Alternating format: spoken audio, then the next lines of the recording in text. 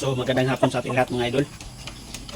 Papakita ko lahat ng manok ko dahil may isang viewers dyan na nagsabi na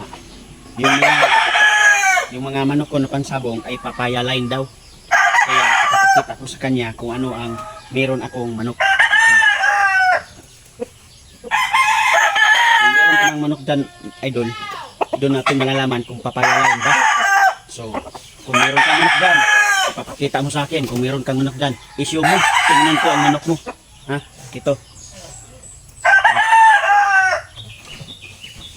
Ito. Lemon ito. Ito pa. Ano sa tingin mo, idol? Papaya line? Bihira lang tao, idol, mag-aalaga ng manok, papaya line. Gaya ng sinasabi mo. Kung meron ka mang manok dyan, lagay mo sa comment section, tingnan ko. Issue mo yung manok mo. Baka sa'yo yan yung manok mo na papaya line. Tingnan ko lang kung ganito ba, gagandang manok mo.